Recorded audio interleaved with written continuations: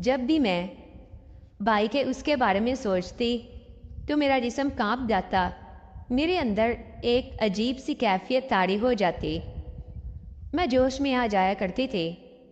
کچھ دن کے بعد ہوا یوں کہ میرے سب گھر والے ماموں کے ہاں شادی پر گئے ہوئے تھے۔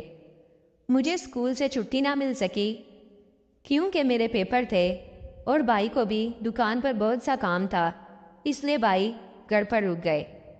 اب ہم دونوں بہن بھائی گھر پر تھے اور اکیلے تھے۔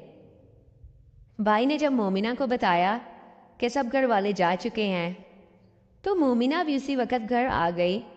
میں نے اور مومنہ نے کچھ دیر باتیں کیں، پھر اس کے بعد میں سونے کے لیے کمرے میں چلی گئی۔ میں کافی تھک چکی تھی، اس لیے میں گہری نیند میں سو گئی۔ مومنہ اٹھی اور میرے بھائی کے کمرے میں چلی گئی۔ تقریباً آدھے گھنٹے بعد جب میری آنکھ کھلی تو مجھے بھائی کے کمرے سے ایک آواز آئی۔ میں اٹھی اور کمرے کی جانب چلنے لگی۔ جو ہی میں نے دروازہ کھولا تو میں دیکھ کر حیران ہو گئی کہ بھائی اور مومنہ دونوں ایک دوسرے کے ساتھ لگے ہوئے ہیں۔ بھائی کا مجھے دکھائی دے رہا تھا جو کہ مومنہ کے پاس تھا۔ یہ منظر کافی عجیب تھا۔ بھائی نے مومنہ کے دونوں پکڑے ہوئے تھے اور وہ ایک دوسرے کے ساتھ اس قدر مصروف تھے کہ انہیں میری موجودگی کا احساس بھی نہیں ہوا۔ میں یہ سب کچھ چپ چاپ دیکھ رہی تھی۔ اب مجھے بہت اچھا لگ رہا تھا، میں سکون سے دیکھ کر انجوائے کر رہی تھی۔ تقریباً آدھا گھنٹہ بھائی نے مومنہ کے ساتھ کیا۔ جیسے ہی وہ پرسکون ہوئے تو میں اپنے کمرے میں بھاگ کر چلی گئی۔ اب مومنہ میرے پاس آئی۔ مومنہ کی حالت ناقابل بیان تھی۔ اس کے بال اجڑے ہوئے تھے اور اس کے سارے منہ پر لپسٹک پھیلی ہوئی تھی۔ میں نے مومنہ سے کہا، تمہیں کیا ہوا ہے؟ تم نے اپنی کیا حالت بنا لی؟ تو وہ کہنے لگی، تم ابھی چھوٹی ہو، تمہیں اس کا علم نہیں۔ یہ کہنا تھا کہ مومنہ نے اپنی حالت درست کی اور اپنے گھر چلی گئی۔ میں پوری رات اسی کے بارے میں سوچتی رہی اور میری کیفیت ناقابل بیان تھی۔ جب بھی میں اس پل کو اپنے ذہن کے اندر سوچتی تو مجھے ایک عجیب سی خوشی محسوس ہوتی۔ اس میں کوئی شک نہیں تھا کہ مجھے بھی وہ سب کچھ چاہیے تھا جو مومنہ کر رہی تھی۔ یہ سوچتی سوچتی میں سو گئی۔ صبح اٹھی، بھائی کے لیے ناشتہ بنایا اور بھائی دکان پر چلے گئے اور میں اپنی پڑھائی میں مصروف ہو گئی۔ رات کو موسم خراب تھا، بہت دیر تک تو آندھی چلتی رہی، پھر بارش ہونا شروع ہو گئی اور بارش اتنی زوروں سے ہوئی کہ میں اپنے کمرے میں بیٹھی ہوئی ڈر گئی۔ ہوا بہت تیز چل رہی تھی، اس لیے مجھے اب ڈر لگ رہا تھا۔ میں بھائی کے کمرے میں چلی گئی اور کہا، بھائی کیا میں آج یہاں سو سکتی ہوں؟ مجھے اپنے کمرے میں بہت ڈر لگ رہا ہے۔ بھائی نے کہا، ہاں سو سکتی ہو تم، یہ بھی بھلا کوئی پوچھنے کی بات ہے۔ یہ کہنا تھا کہ میں بھائی کے ساتھ ایک بیڈ پر لیٹ گئی۔ بھائی نے کہا، میرا سر بہت درد ہو رہا ہے، تم پلیز مجھے تھوڑا سا دبا دو۔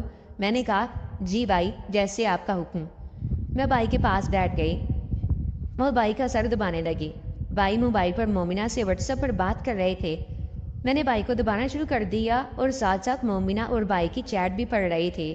اب کچھ دیر کے بعد بھائی کو نیند آ گئی اور بھائی سو گئے۔ میں نے کمرے کا دروازہ بند کیا اور کھڑکیاں بھی بند کر دی۔ اب میں سونے کی تیاری میں تھی۔ اب لائٹ بند کر کے میں سونے لگی تو اچانک میری نظر بھائی پر پڑی۔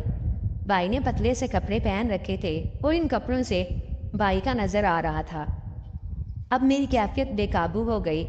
میں نے خود کو سمجھایا اور بیڈ پر لیٹ گئی، لیکن اب مجھے نیند کہاں آنے والی تھی۔ اب میں نے کچھ دیر کے بعد اپنی کمر بھائی کے سینے کے ساتھ لگا لی۔ بھائی نیند میں تھے اور بھائی نے ایک ہاتھ میرے اس پر رکھ دیا۔